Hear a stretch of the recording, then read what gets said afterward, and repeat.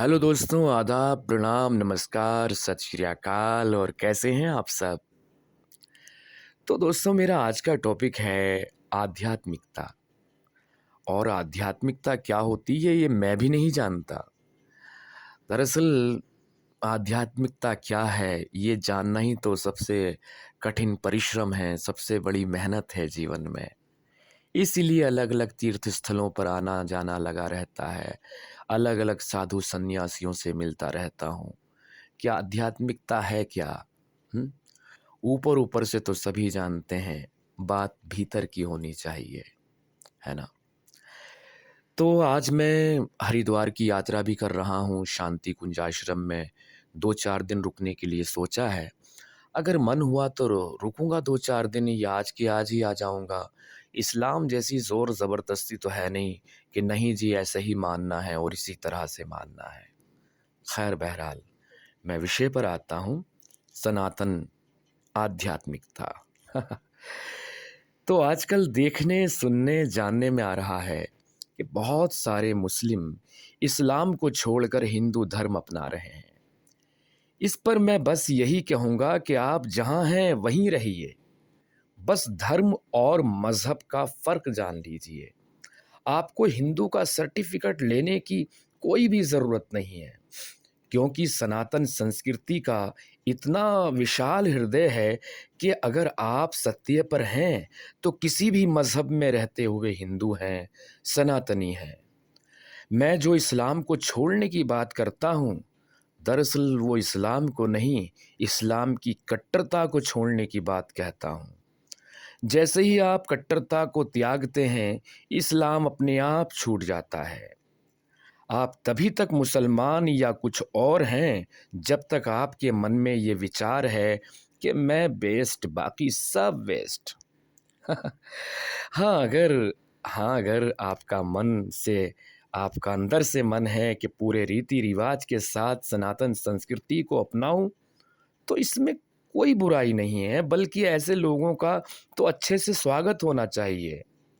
लेकिन लेकिन आप मुसलमान बनकर हिंदू ना होएं।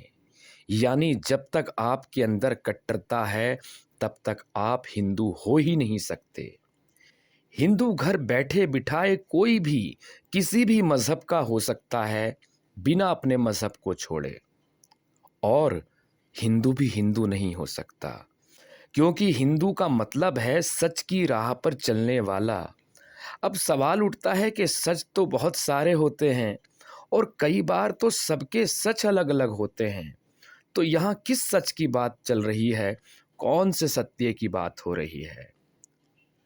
तो दोस्तों वो सच एक ही सच है, एक ही सत्य है कि मैं बेस्ट बाकी सब वेस्ट की परिभाषा से निकल जाएँ। मेरा दीन अव्वल अफ़ज़ल बाकी सब बेकार, इस भावना को त्याग दें। अगर अगर ऐसा किसी हिंदू के मन में भी ख़्याल आता है, तो जान लीजिए कि वो भी हिंदू नहीं है। हिंदू शब्द का मतलब ही जोड़ना है, सबको साथ लेकर चलना है, पूरे विश्व को एक कुटुंब समझना है। और यही सत्य सनातन संस्कृति का सत्य है। जो भी इस सत्य पर चलता है, वो संसार का हर व्यक्ति, हर प्राणी सनातनी है। आप देख सकते हैं कि इस संस्कृति में देवी देवताओं, भगवान, ईश्वर भी इतने या उतने नहीं, बल्कि अनगिनत हैं। पर मानवता एक ही है, इंसानियत एक ही है। प्रेम का अर्थ हर जगह पर एक ही मिलेगा।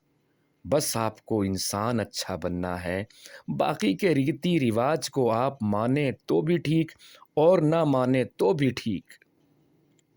और एक दिलचस्प बात जानें कि दुनिया का कोई भी मज़हब उठाकर देख लीजिए, पूरी दुनिया की तारीख़ में सारे मज़हबों की बात कर रहा हूँ, किसी को भी उठाकर देख लीजिए, जैसे ही आप उसके ईश्वर से इनकार करते हैं, जैसे ही आप नास्तिकता की तरफ कदम रखते हैं, तो आप उस मज़हब से ख़ारिज हो जाते हैं। पर यहाँ ऐसा नहीं है। एक सनातन सॉरी पर यहाँ ऐसा नहीं है, एक नास्तिक भी हिंदू नास्तिक होता है। वो किसी को माने या ना माने, फिर भी जीवन भर हिंदू ही बने रहता है। बस शर्त यही है कि वो सत्य पर चलने वाला हो, प्रेम भावना रखने वाला हो, सबको जोड़ने की बात करने वाला हो, क्योंकि तोड़ने वाला हिंदू सनातनी कभी हो ही नहीं सकता। और और जब आप इस सच पर चलते हैं तो आपके अंदर हर वो गुण, हर वो खूबी आ जाती है जिससे आपको एक बेहतर, एक अच्छा इंसान समझा जाए। मैंने अपने सभी मुस्लिम दोस्तों से इस्लाम छोड़ने से पहले की बात बता रहा हूँ कि मैंने अपने सभी मुस्लिम दोस्तों से पूछा कि आपको एक अच्छा इंसान चाहिए या एक पक्का मुसलमान चाहिए? तो सब के सब ने मुझे एक ही जवाब दिया कि हमें तुमसे सिर्फ एक पक्का और सच्चा मुसलमान चाहिए, और मुसलमान वही हो सकता है जो सबसे पहले अच्छा इंसान हो। देखिए ना, इस जोक पर मुझे बार-बार हँसी आती है कि जो अच्छा इंसान है, वही सच्चा मुसलमान है। अब इस नासमझी का तो मेरे पास कोई जवाब ही नहीं। दूसरों से नफ़रत करना, अपने आप को सबसे ऊपर रखना, आपका इस्लाम यही सब तो सिखाता है।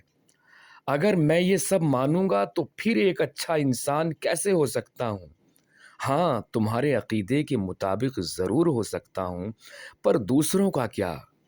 वो काफ़िर हैं, वो जहन्नुमी हैं, वो अल्लाह की लानती मख़लूक़ हैं, लानती कौम है। यानी तुम्हारा कुत्ता डॉगी और मेरा कुत्ता कुत्ता। ये तो एक अच्छे इंसान वाली किसी भी एंगल से परिभाषा नहीं हुई। याद रहे, याद रहे, अच्छा उसको नहीं कहते जो सिर्फ़ तुम्हारे लिए अच्छा हो।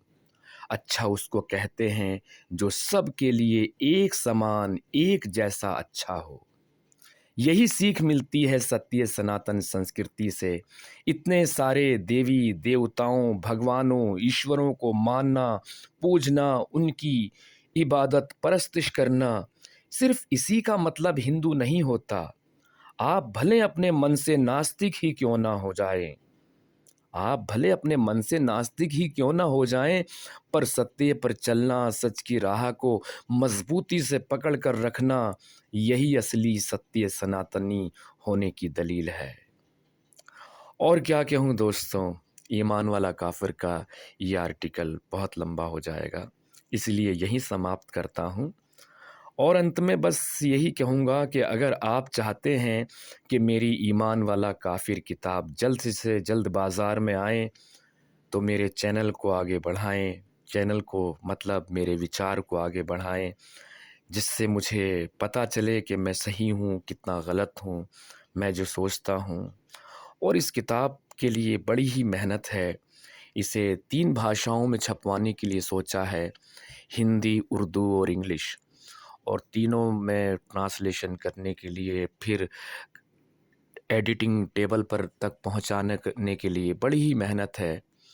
तो इसलिए मेरा हौसला बनाए रखें, और आपका सपोर्ट बस इतना चाहिए कि आप मेरे चैनल को आगे बढ़ाएँ, अगर आपको लगता है दिल से।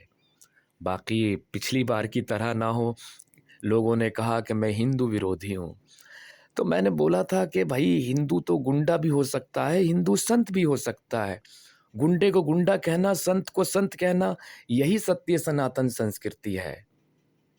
खैर बहरहाल, बातें बहुत लंबी हो जाएगी, और बहुत जल्दी मैं लाइव स्ट्रीम भी शुरू करूँगा, ताकि आप लोगों से, आप दोस्तों से रूबरू हो सकूँ, आप सबसे जुड़ सकूँ।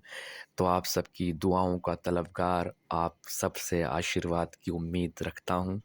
बहुत बहुत शुक्रिया। Thank you so much.